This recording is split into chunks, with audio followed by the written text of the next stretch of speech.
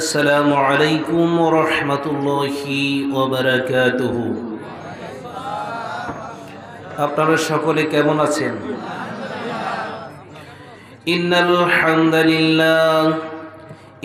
হামদালিল্লাহি নাহমাদুহু ওয়া নাস্তাঈনুহু ওয়া নাস্তাগফিরুহু ওয়া নু'মিনু বিহি ওয়া নাতাওয়াক্কালু আলাইহি ونعوذ بالله من شرور أنفسنا ومن سيئات أعمالنا من يهده الله فلا مضل له ومن يضلله فلا هادي له أي فلن تجد له وليا مرشدا ونشهد أن سيدنا ونبينا وشفينا وحبيبنا وبشيرنا ونذيرنا وطبيبنا وطبيب أرواحنا وحبيبنا وحبيب ربنا محمدا عبد الله ورسوله الذي أرسله بالحق بشيرا ونذيرا وداعيا إلى الله بإذنه وسراجا منيرا أما بعد فقد قال الله تعالى في كلامه المجيد وفي فرقانه الحميد أعوذ بالله من الشيطان الرجيم بسم الله الرحمن الرحيم يا أيها الذين آمنوا هل أدلكم على تجارة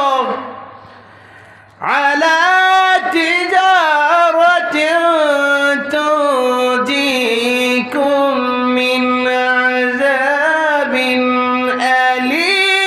أليم الله أكبر تؤمنون بالله ورسوله وتجاهدون في سبيل الله في سبيل الله بأموالكم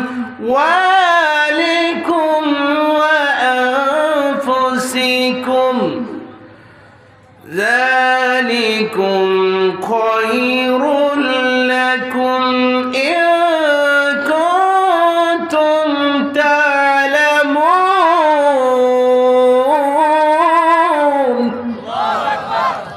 وقال الله تعالى في كلام حبيب شانه إن الله وملائكته يصلون على النبي يا أيها الذين آمنوا صلوا عليه وسلموا تسليما اللهم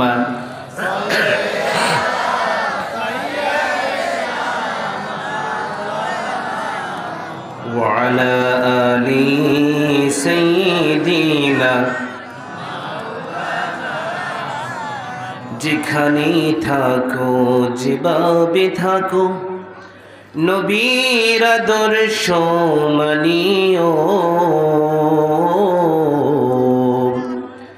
তাতে শান্তি তাতে মুক্তি সদা মনে রাখিও আল্লাহুম্মা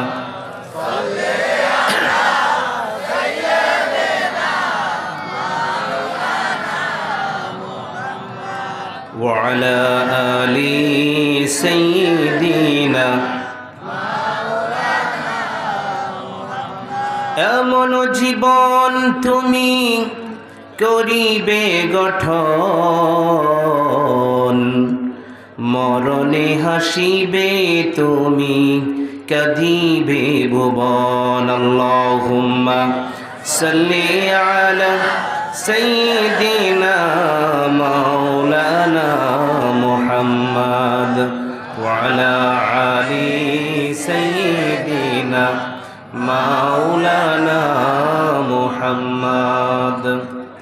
অধ্যকার আয়োজিত সুল্লগী তালিমুল কোরআন নুরানি মাদ্রাসা ও যুব সমাজের উদ্যোগে এলাকাবাসীর উদ্যোগে ২৭তম তাফসীরুল কোরআন মাহফিলের সম্মানিত সুনামধন্য সভাপতিত্ব করবেন হযরত মাওলানা ওয়ালিউল্লাহ সাহেব, প্রতিষ্ঠাতা অত্র মাদ্রাসা।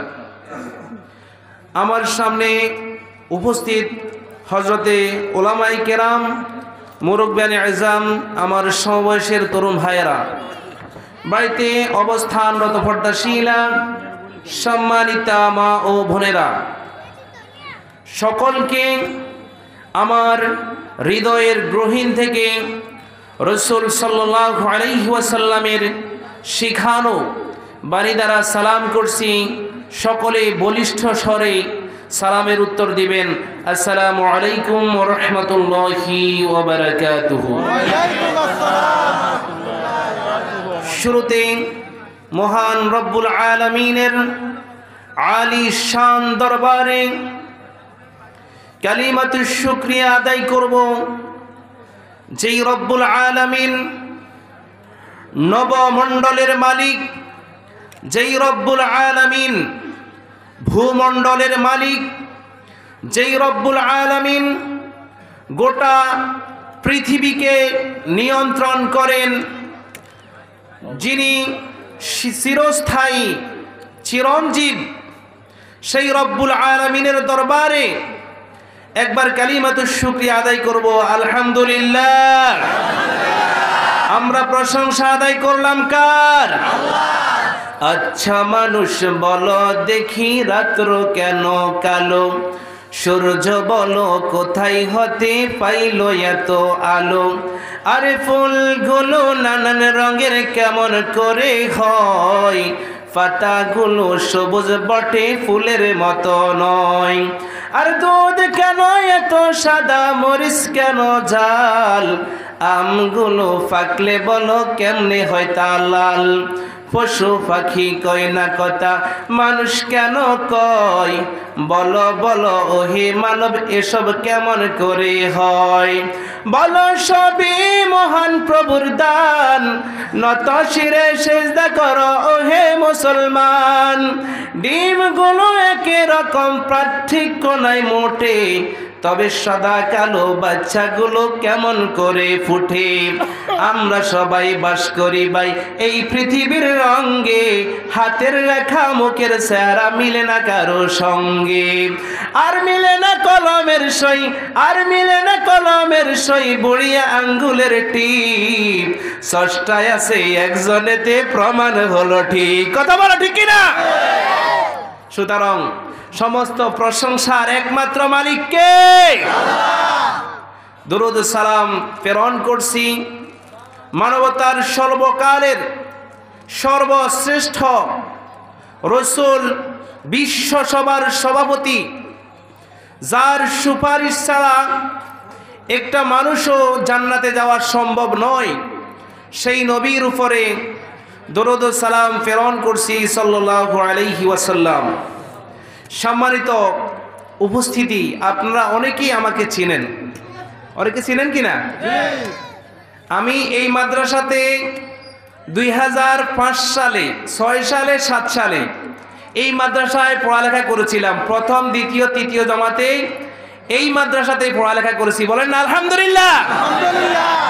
সম্মানিত হাজিরিন, আমরা যেই এই কোরআনের ময়দানে বসেছিলাম, এই কোরআনের ময়দানে বসা আমাদের কতটুকু লাভ হবে এই বিষয়টা আমাদেরকে জানতে হবে। কথা বলেন ঠিক কিনা?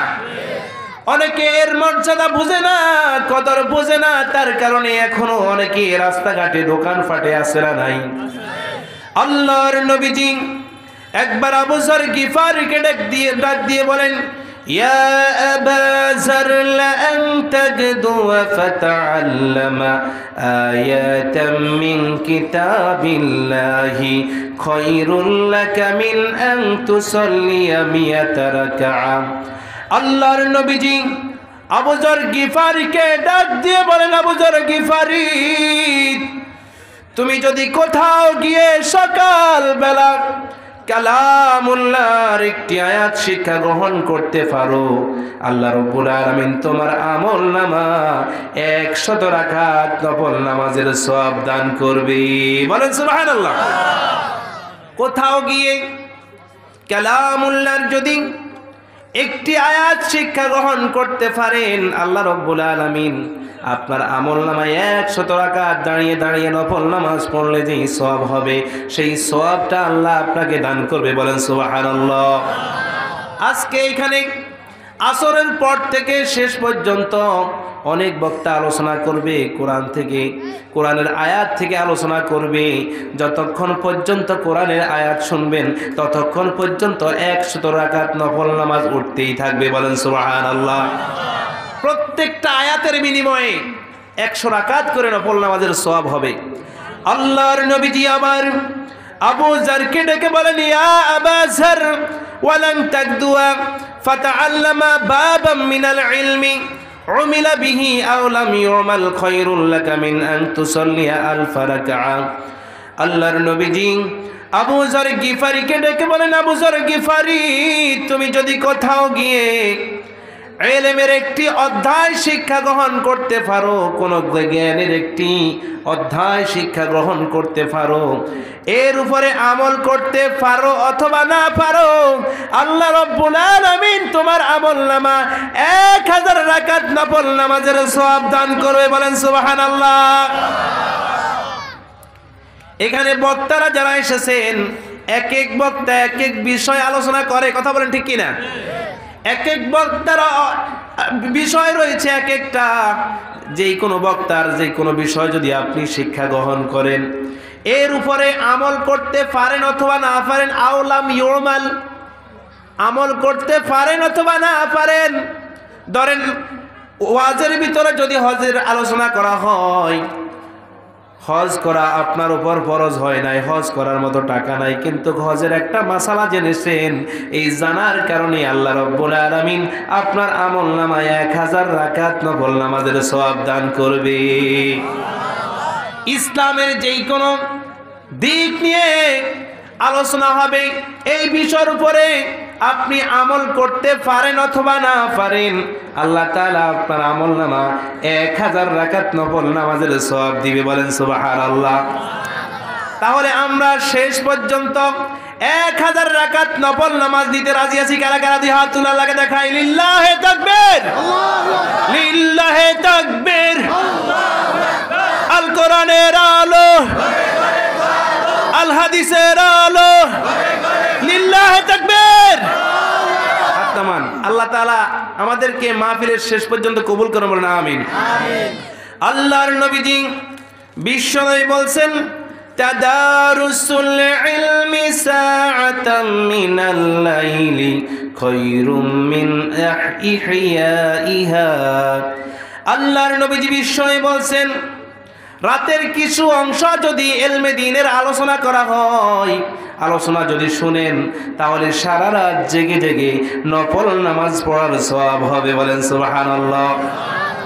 রাতের কিছু অংশ আলোচনা তো সারা রাত চলবে না, কিছু অংশ যদি, এখন আপনি আমার সামনে আলোচনা শুনতে বসেছেন না, এই আলোচনা শোনা, আমি যতক্ষণ পর্যন্ত আলোচনা করব, এই আলোচনাটা শুনে সারা রাত দাঁড়িয়ে দাঁড়িয়ে নফল নামাজ পড়লে যেই সওয়াব হবে, আল্লাহ তাআলা আপনার আমলনামা সেই সওয়াব দান করবে। বলেন না সুবহানাল্লাহ। সুতরাং আমরা সেই আলোচনা শুনতে চাই কি চাই না? সম্মানিত হাজরিন, আজকে আমি আপনাদের সামনে যেই বিষয় নিয়ে কথা বলবো, শুরুতে আলোচনার বিষয়বস্তু বলে দিচ্ছি। আজকের আলোচনার বিষয়বস্তু হচ্ছে আল্লাহর আযাব থেকে বাঁচার উপায় কি কি। আল্লাহ রাব্বুল আলামিনের জাহান্নামের আযাব থেকে বাঁচার উপায় কি কি। সবাই আমরা জাহান্নামের আযাব থেকে বাঁচতে চাই কি চাই না? সবাই জাহান্নামের আযাব থেকে বাঁচতে চাই।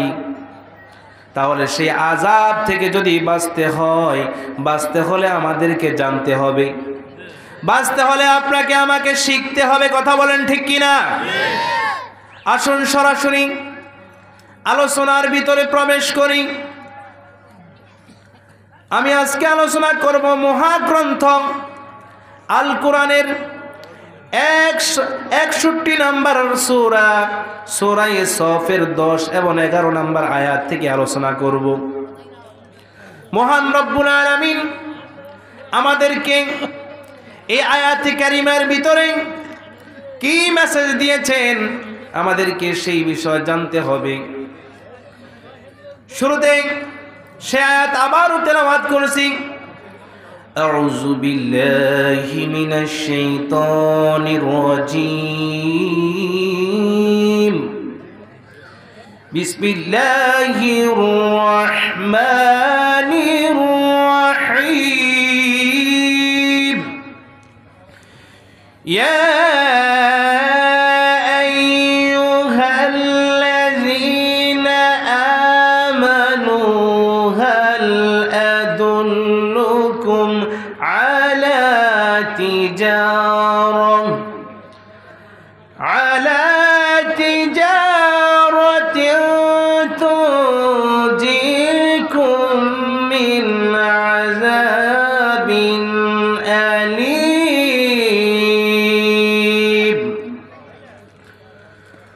تؤمنون بالله ورسوله وتجاهدون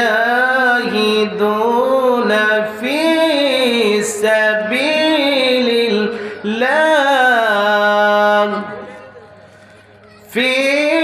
سبيل الله بأموالكم وأنفسكم ذلكم خير لكم إن كنتم تعلمون।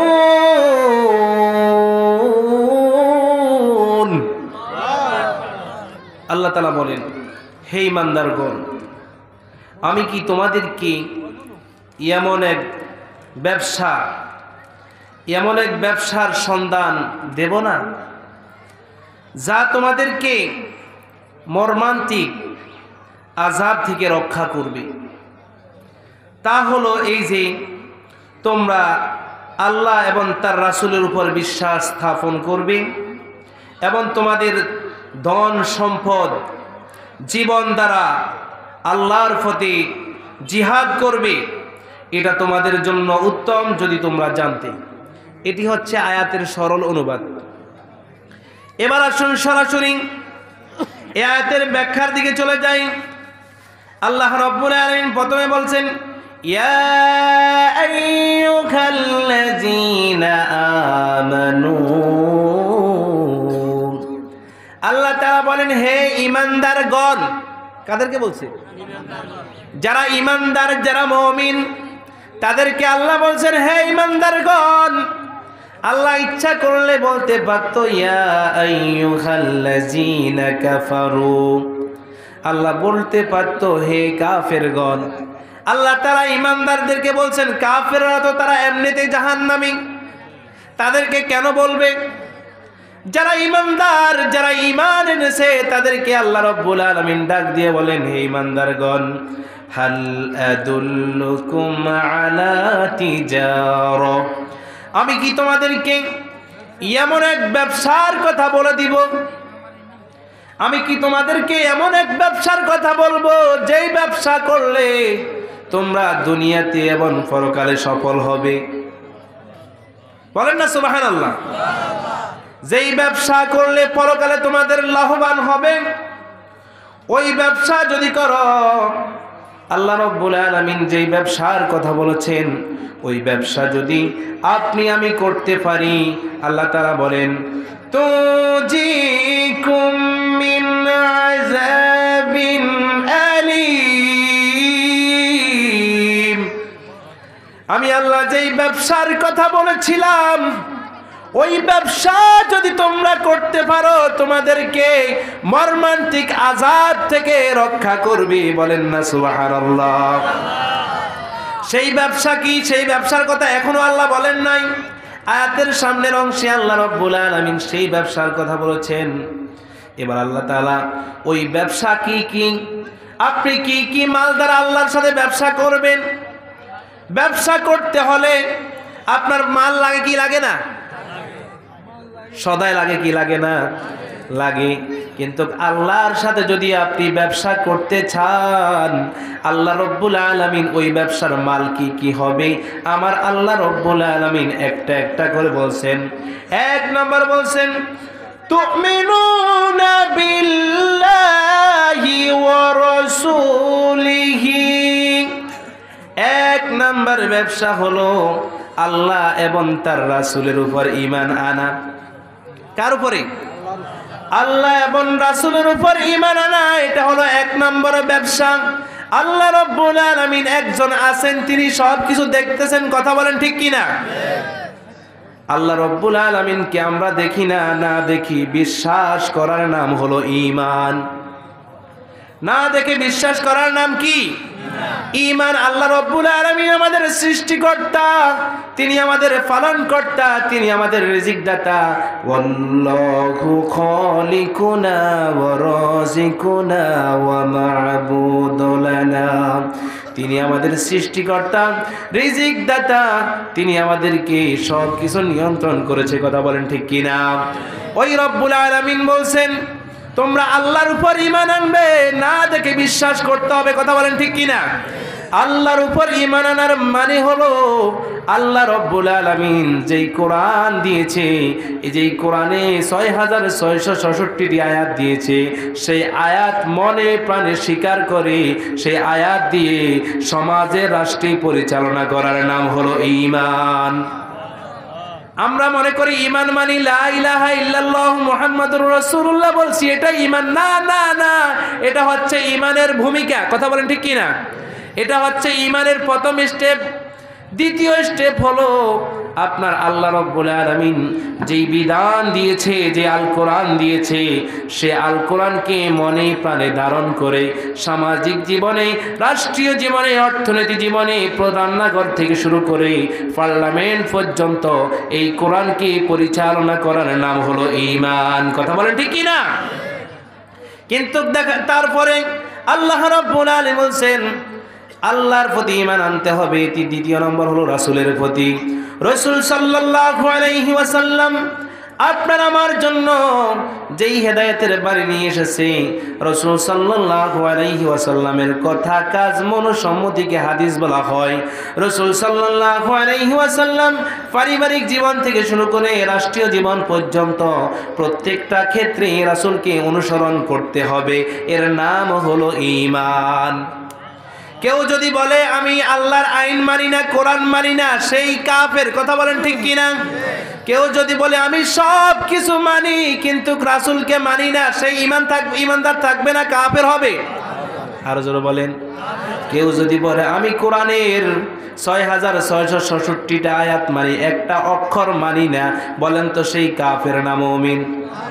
সেই কাফের, কারণ সেই কোরআনের একটি অক্ষর মানে না। কথা বলেন ঠিক কিনা? রাসূল সাল্লাল্লাহু আলাইহি ওয়াসাল্লাম যেইভাবে সুন্নত আমাদেরকে দিয়েছেন, ধরেন ফজরের নামাজের সুন্নত হলো 2 রাকাত। কয় রাকাত? 2 রাকাত। কেউ যদি 3 রাকাত পড়ে তার সুন্নত কি হবে? কেন হবে না? রাসূল 2 রাকাত পড়েছেন, 3 রাকাত পড়েন। রোজ কেউ যদি সুন্নত 2 রাকাতের জায়গায় যদি 1 রাকাত পড়ে, বলেন তো দেখি তার নামাজ হবে? কেন হবে না? রাসূল সুন্নাত 2 রাকাত পড়েছে, সেই 1 রাকাত পড়েছে, তার কারণে তার সুন্নাত হবে না। কথা বলেন ঠিক কিনা? সুতরাং আমাদেরকে মানতে হলে রাসূল সাল্লাল্লাহু আলাইহি ওয়াসাল্লামকে হুবহু রান্নাঘর থেকে শুরু করে পার্লামেন্ট পর্যন্ত মানতে হবে, না হয় আপনার আমার জীবনের কোনো আমল আল্লাহর দরবারে কবুল হবে না। এই জন্য আল্লাহ রাব্বুল আলামিন বলেন, وَكَيْفَ تَكْفُرُونَ وَأَنْتُمْ تُتْلَى عَلَيْكُمْ آيَاتُ اللَّهِ وَفِيكُمْ رَسُولُهُ وَمَنْ يَعْتَصِمْ بِاللَّهِ فَقَدْ هُدِيَ إِلَى صِرَاطٍ مُسْتَقِيمٍ। আল্লাহ তাআলা বলেন, ওয়াকাইফা তাকফুরুনা, তোমরা কিভাবে অস্বীকার করো, ওয়া আনতুম তুতলা আলাইকুম, অথচ তোমাদের নিকট তেলাওয়াত করা হয় আয়াতুল্লাহ, আল্লাহর আয়াত, ওয়া ফীকুম রাসূলু, তোমাদের মধ্যে রয়েছে আল্লাহর রাসূল। তোমরা কিভাবে অস্বীকার করো? যেখানে কোরআন আছে, যেখানে রাসূল রয়েছে, সেখানে তো দ্বিমত করার কোনো কারণে নাই। কথা বলেন ঠিক কিনা? সুতরাং ওই রব্বুল আলামিন বলছেন, কি বলছেন? وَمَنْ يَعْتَصِمْ بِاللَّهِ فَقَدْ هُدِيَ إِلَى صِرَاطٍ مُسْتَقِيمٍ। যেই ব্যক্তি কোরআন এবং হাদিসকে আঁকড়ে ধরবে, কোরআন এবং রাসূলের বিধান দিয়ে কোরআন এবং রাসূলকে যারা অনুসরণ করবে, তারা সফলতার মধ্যে থাকবে, তারা হেদায়েতের পথে থাকবে। বলেন না সুবহানাল্লাহ। সুতরাং আপনাকে আমাকে কোরআন মানতে হবে কিনা? সুতরাং কোরআন যদি না মানেন, কোরআনের আইন যদি না মানেন, আপনি মুমিন হতে পারবেন না। কথা বলেন ঠিক কিনা? অনেকে বলে কোরআনের সাথে রাজনীতির সাথে কোনো সম্পর্ক নাই, এরকম কথা আমাদের দেশে বলে কি বলে না? কোরআনের সাথে রাজনীতির সাথে সম্পর্ক নাই। আচ্ছা বলেন তো দেখি, রাসূল সাল্লাল্লাহু আলাইহি ওয়াসাল্লাম কোরআন দিয়ে রাষ্ট্র পরিচালনা করছে কি করেন নাই? আর আসতে বলেন, করেছেন। আপনার খোলাফায়ে রাশিদিনের, আপনার সাহাবায়ে কেরাম, তারা এই কোরআন দিয়ে রাষ্ট্র পরিচালনা করছে কি করেন নাই?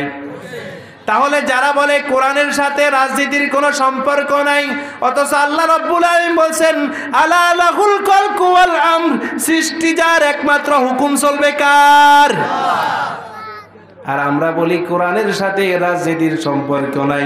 যারা এই কথা বলবে তারা মুনাফিক, তারা সঙ্গে সঙ্গে কাফের হয়ে যাবে। কথা বলেন ঠিক কিনা? এই কোরআন কি তাবিজ বানানোর জন্য এসেছে? কোরআন খতম পড়ার জন্য এসেছে? না নামাজে পড়ার জন্য এসেছে? এই কোরআন এসেছে মানব জাতিকে মুক্তি দেওয়ার জন্য। কথা বলেন ঠিক কিনা? এই কোরআন দিয়ে দেশ পরিচালনা করার জন্য আল্লাহ রাব্বুল আলামিন এই কোরআনকে নাজিল করেছে। কথা বলেন ঠিক কিনা? এখন আমরা বলি বিশ্ব যখন এগিয়ে চলছে, আমরা তখন পিছিয়ে, বিবি তালাকের ফতোয়া খুঁজে কোরআন হাদিস শুষে। কথা বলেন ঠিক কিনা? বিশ্ব যখন কোরআন দিয়ে গিয়েছে, এখন আমরা পিছনে। এখন আমরা কোরআনকে শুধু বিবি তালাকের ফতোয়া, কয় তালাক কেমনে দেওয়া যায়, আমরা শুধু কোরআন সেটা যাচাই করি। কথা বলেন, শুধু তালাক দিলে হুজুরের কাছে আসি, হুজুর কোরআনে দেখেন তো দেখি বিবি তালাক দিছি, এখন তালাক হয়েছে কিনা। অথচ এই কোরআন কি শুধু বিবি তালাকের জন্য এসেছে, নাকি এই দেশকে পরিচালনা করার জন্য এসেছে? গোটা বিশ্বকে নিয়ন্ত্রণ করার জন্য আল্লাহ তাআলা এই কোরআনকে নাজিল করেছে। কথা বলেন ঠিক কিনা? সুতরাং প্রিয় হাজিরিন, এবার আল্লাহ রাব্বুল আলামিন 2 নম্বরে, 1 নম্বর বলছেন আল্লাহ এবং রাসূলের প্রতি ঈমান আনা। এটা হচ্ছে 1 নম্বর ব্যবসা। 1 নম্বর ব্যবসা আমরা আল্লাহ এবং রাসূলের সাথে করতে চাই কি চাই না? আল্লাহর উপর ঈমান আমাদের আছে? আল্লাহর কোরআনের উপর ঈমান আছে? একটা বিধানকে যদি অস্বীকার করেন তাহলে কাফের। রাসূলের একটা হুকুমকে যদি অমান্য করেন তাহলে কাফের। আপনি মানেন না সেটা ভিন্ন কথা, কিন্তু যদি অ্যাঙ্কার করেন, তিরস্কার করেন, তাহলে আপনি কাফের হয়ে যাবেন।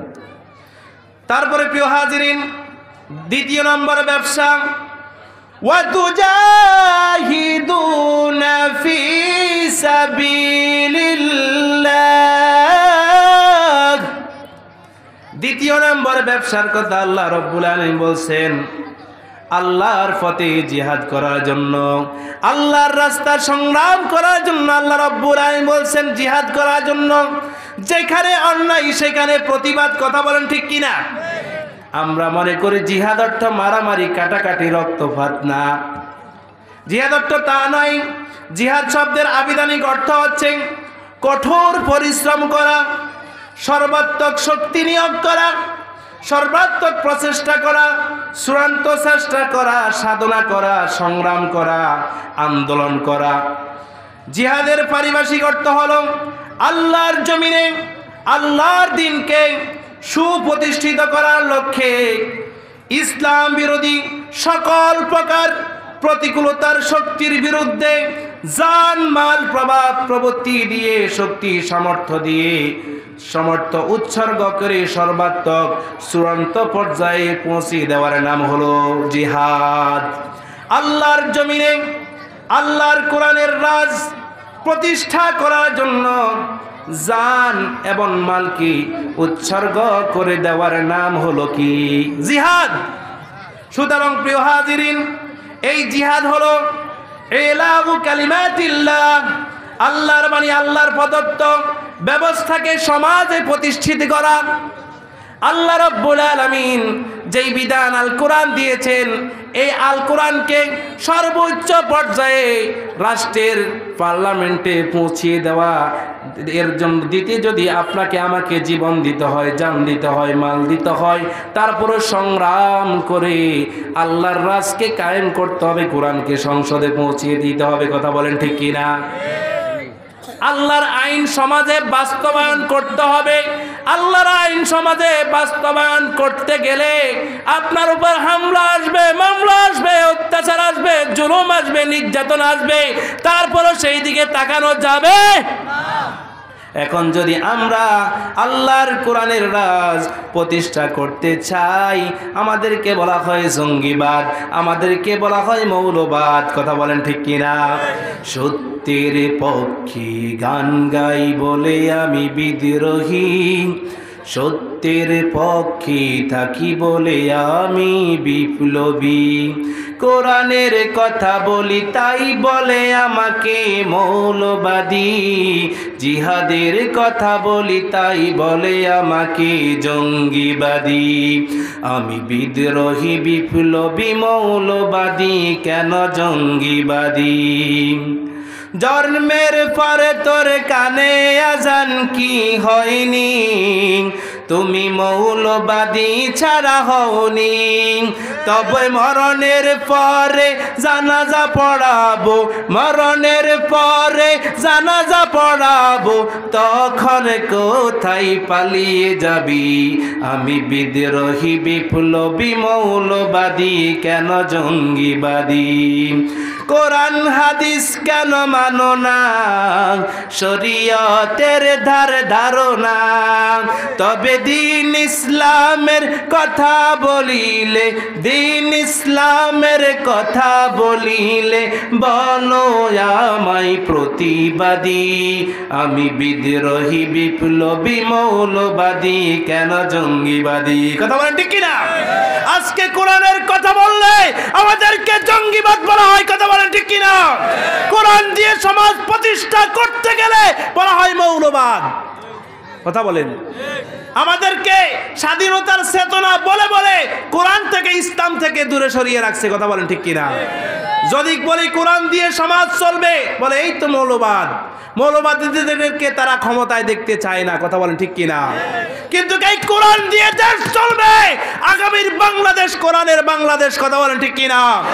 আল্লাহর জমিনে আল্লাহর কোরআনের রাজকে প্রতিষ্ঠা করার জন্য যদি মুসলমান জীবন দিতে হয়, জীবন দিব। তারপরও আমরা পিছ পরিমাণ এক পাও পিছে নামবো না। কথা বলেন ঠিক কিনা? আল্লাহর জমিনে আল্লাহর কোরআনের রাজ যদি প্রতিষ্ঠা করার জন্য জীবন দিতে হয়, কে কে রাজি আছে? দুই হাত তুলে আল্লাহকে দেখাই। লিল্লাহি তাকবীর, লিল্লাহি তাকবীর। আল্লাহ তাআলা আমাদেরকে কবুল করুন, বলেন আমিন। সুতরাং প্রিয় হাজিরিন, এবার আসুন এই জিহাদ জিহাদ কেন করতে হয়? জিহাদ করতে হয় আল্লাহর জমিনে, আল্লাহর এই কোরআনের রাজকে প্রতিষ্ঠা করতে গেলে আপনার উপর মামলা আসবে, হামলা আসবে, অত্যাচার আসবে কি আসবে না? কথা বলেন, আসবে কি আসবে না? এতে এখন আমাদের কোরআনের রাজ প্রতিষ্ঠা করার অন্যতম একটা সুযোগ আছে না নাই? কেন আমরা জিহাদ করব? কি জন্য জিহাদের প্রয়োজন? আল্লাহ রাব্বুল আলামিন মহাগ্রন্থ আল কোরআনের সূরা আল বাকারা 193 নম্বর আয়াত আল্লাহ রাব্বুল আলামিন বলছেন, ওয়াকাতিলুহুম হাত্তা লা তাকুনা ফিতনাতুন ওয়া ইয়াকুনাদ-দীনু লিল্লাহ।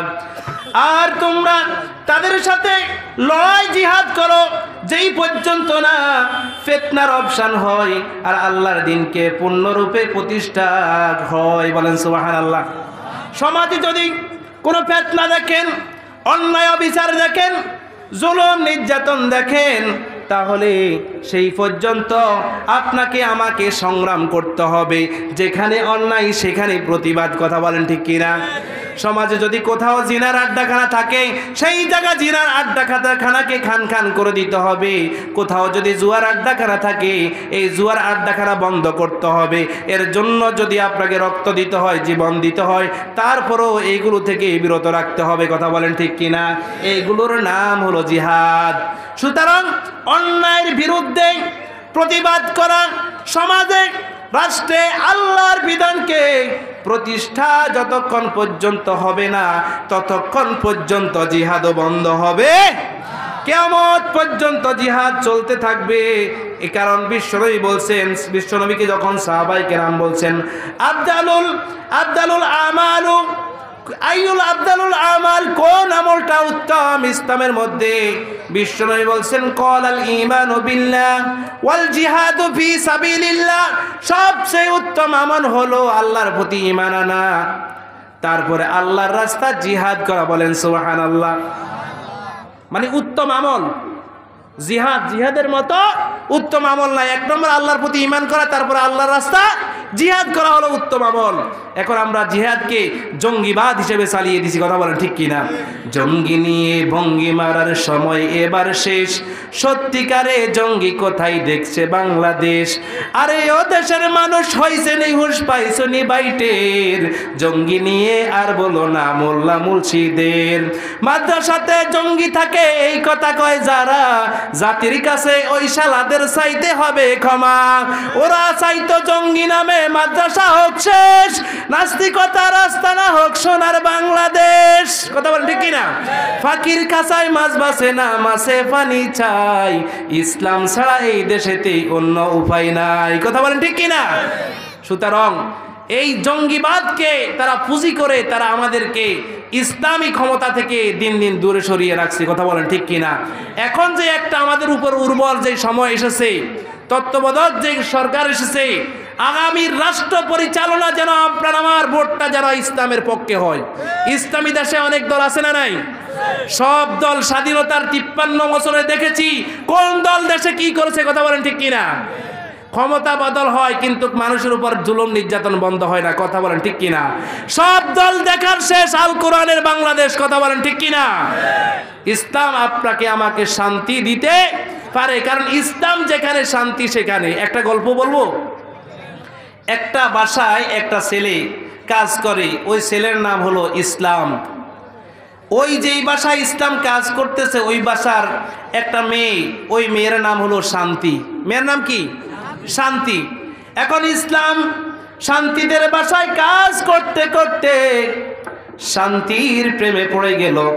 যখন শান্তির প্রেমে পড়ে গেল, এবার শান্তির বিয়ে অন্য জায়গাতে ঠিক করা হলো। যখন অন্য জায়গাতে ঠিক করা হলো, কিন্তু শান্তি তো ইসলামের প্রেমে হাবুডুবু খাচ্ছে। কথা বলেন ঠিক কিনা? ইসলামকে ছাড়া শান্তি বাঁচবে না। শান্তি চায় ইসলামের সঙ্গে বিবাহ বসতে, শান্তির বাবা চায় না ইসলামের সঙ্গে বিবাহ দিতে। এবার শান্তির বিবাহ এক জায়গায় ঠিক করা হলো। ঠিক যখন করা হয়েছে, এবার ওইদিকে বিয়ের সমস্ত আয়োজন সম্পন্ন হয়ে গেল। যখন সমস্ত আয়োজন সম্পন্ন হলো, এবার আগামীকালকে বিয়ে, আজকে রাতে গায়ে হলুদ চলতেছে। এবার ইসলাম শান্তিকে নিয়ে পালিয়ে গিয়েছে। এবার পরের দিন হাই হাই শান্তিকে কোথাও খুঁজে পাওয়া যাচ্ছে না, এদিক সেদিক খুঁজে, আর ওইদিকে আগামীকালকে বিয়ে বরযাত্রী আসবে। এখন শান্তিকে যদি না পাই, সমস্ত অশান্তি শুরু হয়ে যাবে কি যাবে না? সমস্ত বদনাম হবে কি হবে না? সমস্ত বদনাম হবে। এবার শান্তির বাবা শান্তিকে খোঁজ করতেছে, বাড়ি সে বাড়ি, নানার বাড়ি, খালার বাড়ি, মামার বাড়ি, সব বাড়ি এলাকাতে সমস্ত বাড়িগুলো খুঁজতে তছনছ করে ফেলেছে। কোনো বাড়িতে শান্তিকে পাওয়া যাচ্ছে না, কোথাও শান্তিকে পাওয়া যাচ্ছে না।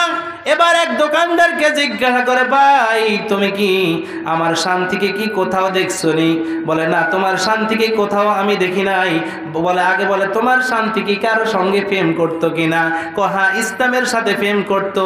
বলে আরে বোকা, শান্তিকে যদি পেতে হয় আগে ইসলামকে খোঁজ কর, ইসলামকে খোঁজ করলে শান্তি ইসলামের কাছে আসে না নাই?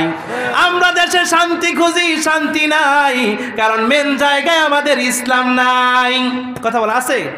ইসলাম হলো চিরদিনের শান্তি সুখের নিশানা, ইসলাম ছাড়া অন্য সবই জাহান্নামের ঠিকানা।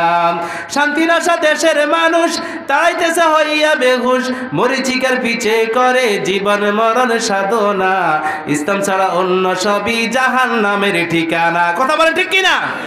শান্তিকে কোথায় পাবে না যতক্ষণ পর্যন্ত ইসলামকে না পাবে।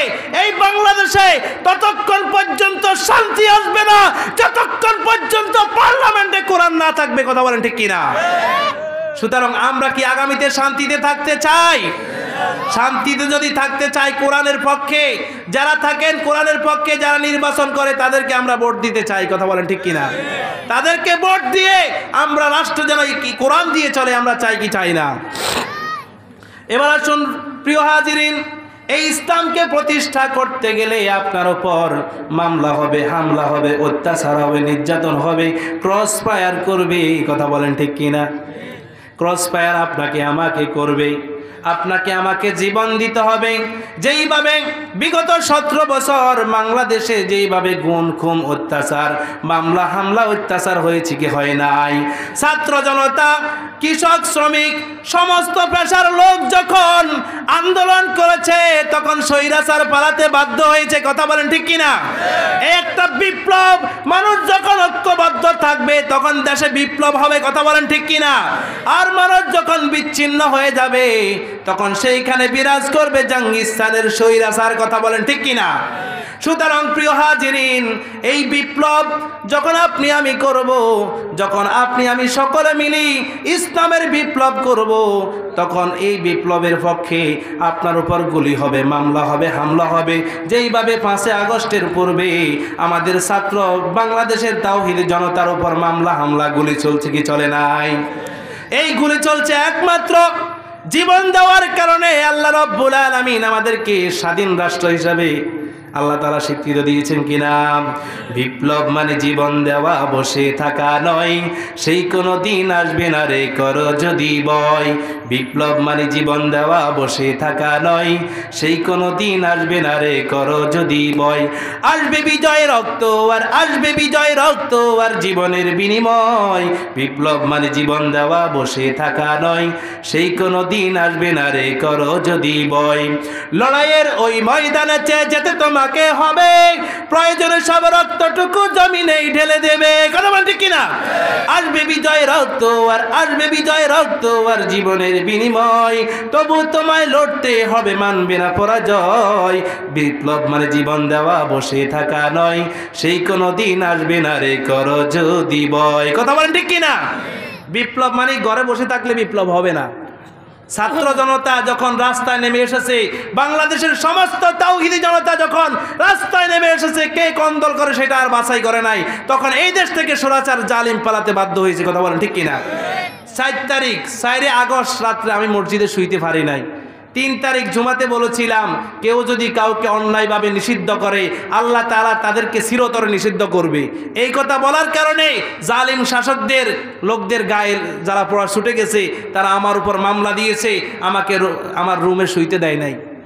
বলছে হুজুর আপনাকে ধরতে আসে, আপনি সরে যান। আমি বলছি ভাই আমি কি বলছি যারা অন্যায়ভাবে কাউকে নিষিদ্ধ করবে, জামাত ইসলামকে নিষিদ্ধ করছে না, 3 দিনের মাথায় আল্লাহ তাআলা তাদেরকে নিষিদ্ধ করে দিয়েছে। কথা বলে নিষিদ্ধ করছে কিনা? আমি 3 দিন আগে যে কথা বলছি 3 দিন পরে সেটা একেবারে হুবাহুব। আমি ফেরাউনের শাসন ব্যবস্থা নিয়ে আলোচনা করেছিলাম, তাদের গায়ে জ্বালা পোড়া ছুটে গিয়েছে, জ্বালা পোড়া ছুটে গেছে, তারা আর আমাকে রুমে শুইতে দেয় নাই। কিন্তু আল্লাহ তাআলা বিজয় দিয়েছে কিনা? সুতরাং প্রিয় হাজিরিন, ইসলামের পক্ষে আপনাকে আমাকে থাকতে হবে। এবার আসুন তৃতীয় নম্বর পয়েন্ট হলো, তৃতীয় নম্বর যেই পয়েন্টটা সেই পয়েন্ট হলো আমাদেরকে 1 নম্বর আল্লাহ তার রাসূলের প্রতি ঈমান, খেয়াল আসেনি? দ্বিতীয় নম্বর ব্যবসা হলো আল্লাহর রাস্তায় সংগ্রাম।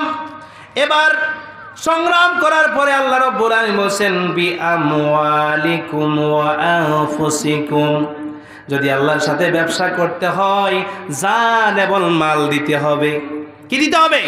জান দিতে হবে।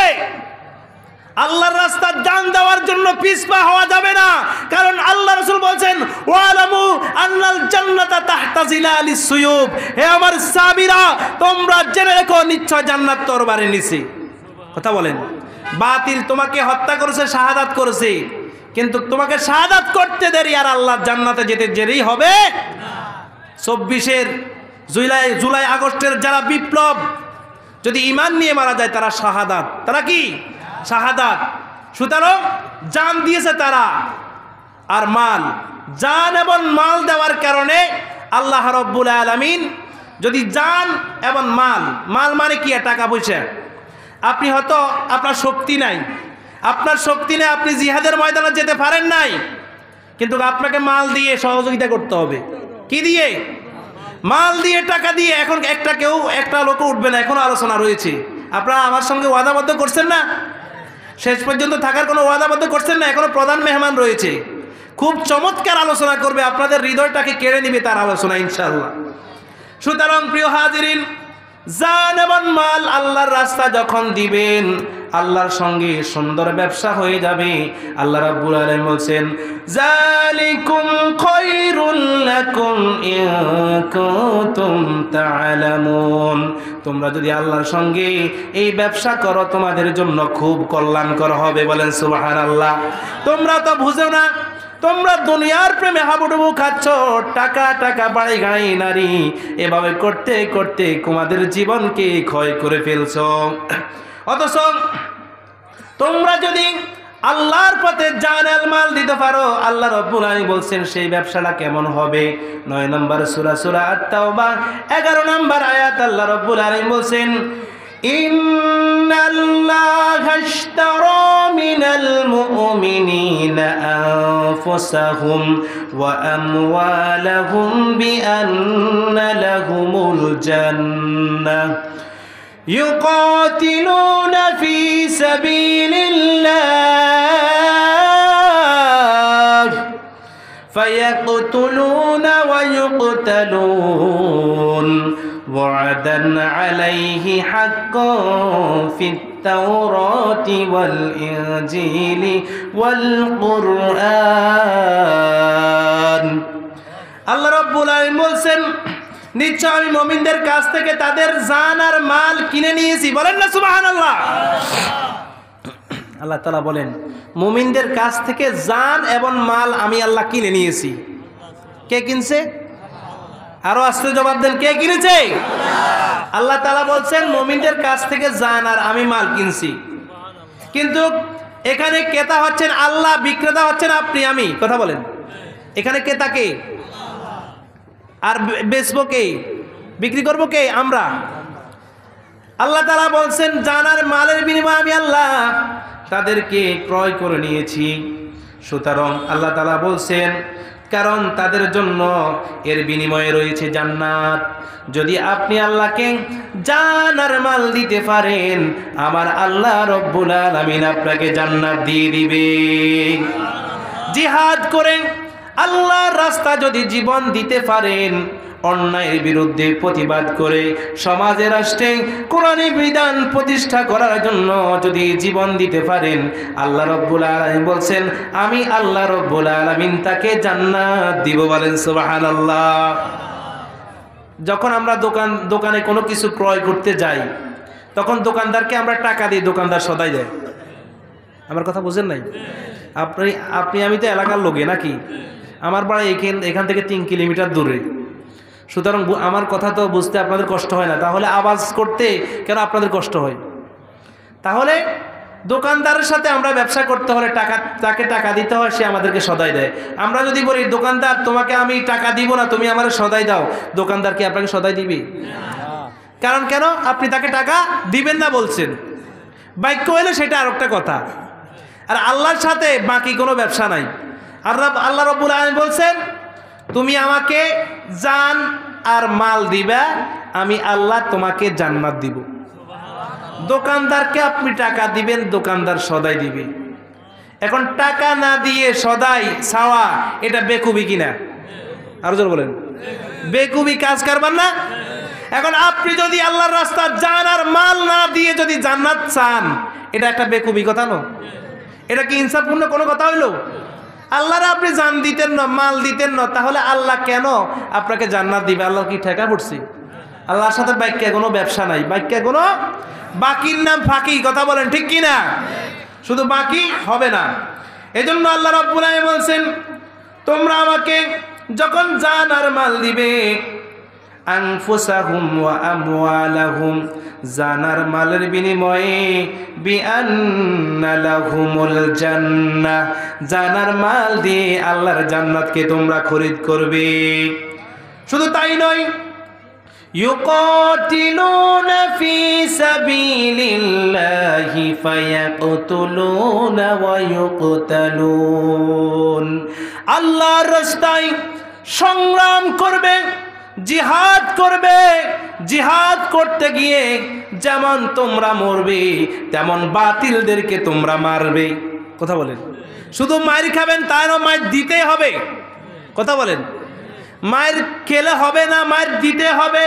সুতরাং এই জিহাদ আল্লাহর রাস্তা যখন সংগ্রাম করবেন, সংগ্রাম করতে গিয়ে যখন জীবন দিবেন, এই জীবন দেওয়ার কারণে আল্লাহ তাআলা আপনাকে আমাকে জান্নাত দান করবে। বলেন সুবহানাল্লাহ। এই কথা আমার মুখের কথা নয়, জান্নাত দেন আল্লাহ রাব্বুল আলামিন আপনাকে আমাকে দিবেন। সেই কথা কোথায় রয়েছে? আল্লাহ তাআলা বলেন ওয়া'দান আলাইহি হাক্কান ফিত তাওরাতি ওয়াল ইনজিলি ওয়াল কুরআন। আল্লাহ তাআলা বলছেন আমি এই ওয়াদা করেছি তাওরাতে, ইনজিলে, কোরআনুল কারীমে। বলেন সুবহানাল্লাহ। তাওরাত কিতাবে যারা জান আর মাল দিবে তাদেরকে আল্লাহ রাব্বুল আলামিন জানমাল দেওয়ার কারণে তাওরাত কিতাবে, ইনজিল কিতাবে এবং কোরআনুল কারীমের ভিতরে আল্লাহ তাআলা তাদেরকে জান্নাত দেওয়ার ওয়াদা করেছে। বলেন সুবহানাল্লাহ। সুতরাং প্রিয় হাজিরিন, এই জানমাল আপনি আমি কিভাবে দিব?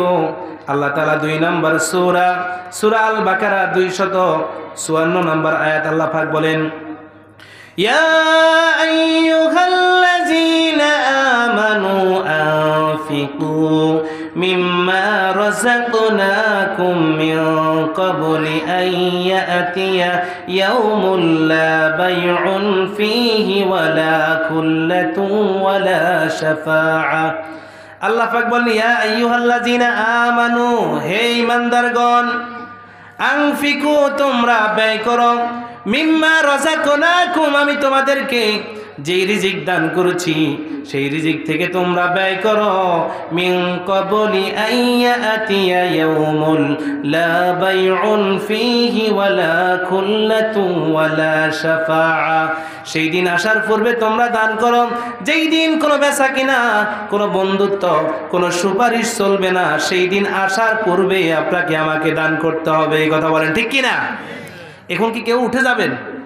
যারা উঠে যান মনে করব তারাই কাপুরুষ। আপনি আমি আল্লাহর রাস্তা জান আর মাল সেই দিন আসার পূর্বে দান করতে হবে, যেই দিন কোনো বেচা কিনা, কোনো বন্ধুত্ব, কোনো সুপারিশ কি পরকালে চলবে? সুতরাং আল্লাহ রাব্বুল আলামিন বলছে আমি তোমাদেরকে যেই রিজিক দান করেছি, যার যতটুকু সমর্থন রয়েছে, আল্লাযীনা ইউনফিকুনা ফিস সাররাই ওয়াদ দাররা, তোমরা ব্যয় করবে সচ্ছল এবং অসচ্ছল অবস্থায়। যখন বেশি থাকবে তখন দান করবে, যখন কম থাকবে তখন দান করবে। বেশি থাকলেও দান করবে, কম থাকলেও দান করবে। যখন যতটুকু সমর্থন আছে তখন ততটুকু দান করবে। বলেন সুবহানাল্লাহ। এই কথা কি আমার না আল্লাহর? আর এই কথা কি আমার না আল্লাহর? কষ্ট করে দিনে রাতে কত টাকা করছো কামাই, নানা পথে দিনে রাতে কত টাকা করছো কামাই, যত টাকা রাখবে কোথায়, কাপনের তো পকেট নাই, নরম বিছানাতে শুয়ে আরাম করছো ভাই, খাটে আছে তো সজ্ঞদি খাটিয়াতে নাই। কথা বলেন ঠিক কিনা? কারণ আল্লাহ পাক রব্বুল আলামিন বলেন ওয়া আনফিকু ফি সাবিলিল্লাহি ওয়া লা তুলকু বিআইদিকুম ইলা তাহলুকা, সেই দিন আসার পূর্বে দান করো, কারণ যে তুমি দান না করলে তোমার নিজেকে নিজে ধ্বংসের মুখে ঠেলে দিও না। তোমার যেই লক্ষ লক্ষ টাকা রয়েছে, তুমি মৃত্যুবরণ করার পরে এই টাকার মালিক তোমার সন্তান হবে। কথা বলেন ঠিক কিনা? তারা টাকা নিয়ে বাগাবাগি করবে। এই আল্লাহর রাস্তা দান করার কারণে আল্লাহ বিপদ থেকে মুক্তি দেয়। একটা ঘটনা বলবো। হযরত সুলাইমান আলাইহিস সালাতু ওয়াস সালামের সময় আপনার একটা পাখি সব সময় ডিম পাড়ে, ওই পাখির ডিম ওই রাজ্যের একজন লোকে খেয়ে ফেলে। তখন ফাঁকি ডিম পাড়ে ওই একটা লোকে খেয়ে ফেলে। তখন ফাঁকি সুলাইমান আলাইহিস সালাতু ওয়াস সালামের কাছে বিচার দিলেন, ওগো আল্লাহর নবী পয়গম্বর, আপনার একটা প্রজা আমি সব সময় ডিম পাড়ি, বাচ্চা দিতে পারি না, আমার ডিমগুলোকে খেয়ে ফেলে, আপনি তার বিরুদ্ধে অ্যাকশন নেন। তখন সুলাইমান আলাইহিস সালাতু ওয়াস সালাম বলছে, ওই ফাঁকিকে ওই লোককে ডাক দিয়ে বলছেন তুমি এর ডিমটা খেও না। তখন সেই সুলাইমান নবীর কাছে ওয়াদা করলেন আমি আর ফাঁকির ডিম খাবো না। কিন্তু কিছুদিন পর আবার ফাঁকি ডিম পেয়েছেন, আবার দেখা গেছেন ওই লোকটি ফাঁকির ডিম খাওয়ার জন্য গিয়েছে, ফাঁকির ডিম খেয়ে ফেলছে। এবার দ্বিতীয়বার ফাঁকি সুলাইমান নবীর কাছে যখন বিচার দিল, বলছেন আপনার প্রজা আমার ডিমটা খেয়ে ফেলছে। এই কথা বলার পরে সুলাইমান নবী একজন জিনকে হাজির করলো। জিনকে বলল, জিন যাও সব সময় গাছের ডালে বসে থাকবে, যেন এর ডিম যেন কেউ খেতে না পারে, এই লোকটা যেন না খেতে পারে। তখন এবার যখন একটা জিনকে নিযুক্ত করলো, ফাঁকি ডিম পেড়েছে। এবার এই লোকটি তার জিহ্বার লিপসার থামাইতে পারলো না। এবার যখন ডিম পাড়ার জন্য গাছে উঠতেছেন, আর আল্লাহ তো একজন জিনকে গাছে রেখেছেন, বলছেন এই যখন গাছে উঠে তাকে আছাড় দিয়ে মেরে ফেলবে। কি করতে হবে? আছাড় দিয়ে মেরে ফেলবে। এবার ওই লোকটা যখন গাছে উঠতেছে, একজন ভিক্ষুক এসে ভিক্ষা চাইছে, ভাই আমাকে কিছু দান করো, আমি খুব অভাবী। তখন ওই লোকটি আর গাছের ডিম পারলো না, বাসা থেকে কিছু টাকা এনে ওই লোককে দিল, গরিবকে দিল। দেওয়ার পরে এবার সেই গাছে যখন উঠছে, গাছে উঠে ডিম খেয়ে এবার সেই নিচে নেমে চলে এসেছে। এবার সুলাইমান নবীর কাছে ফাঁকি বিচার দিল, কেন আপনার জিনেও তো কোনো কাজ করতে পারলো না, জিনকে ডেকে আনা হলো, কেন তুমি এই লোককে গাছ থেকে ফেলে দিলে না? বলছেন হুজুর আমি তাকে ফেলে দিলাম না, এই জন্য আমি দেখতেছি এই একটা লোককে দান করে গাছে ওঠার সময়, তার কারণে আল্লাহ রব্বুল আলামিন যখন গাছে উঠতেছে আমি তাকে ধাক্কা দেওয়ার আগে আল্লাহ তাআলা জাহান্নামের ফেরেশতারা আমাকে আগুন নিয়ে তাড়া করছে, এক ধাক্কা দিয়ে ফেলে দিয়েছে, তার কারণে আমি এই লোককে আর ফলাতে পারলাম না। বলেন আল্লাহু আকবার। প্রিয় হাজিরিন, আমি আলোচনা করেছিলাম কোরআন থেকে। আপনারা সকলে জ্ঞানী লোক, সবাই কি লোক? কবি বলেন, জ্ঞানী মানুষ হইলে তারা অল্প কথা বুঝে, জাতের কসু হইলে সেটা অল্প জালে সেজে। জ্ঞানী যারা বুঝে তারা শুধু ইশারায়, নাদানের বুঝাইতে কে দেখছো কোথায়? নদীর এই কুল ভাঙ্গে ওই কুল গড়ে, এই তো নদীর খেলা, সকাল বেলার ধ্বনি রে তুই ফকির সন্ধ্যা বেলা। ভালো কাজের ভালো ফল, মন্দ কাজে মন্দ, ফুল থেকে সুবাস আসে, ময়লা থেকে গন্ধ। মিথ্যানে বিপদ ডেকে নেই তো তাতে ভুল, সত্য পথে চলাই হলো শান্তি সুখের মূল। খোদার কালাম বক্ষে ধর, রক্ষা যদি চাও, আর যেই না পাপের পথে এবার শপথ নাও। নেককার মুমিনদের জন্য এমন পুরস্কার তৈয়ার করে রাখছে জান্নাত বাইরে কল্পনার। কথা বলেন ঠিক কিনা?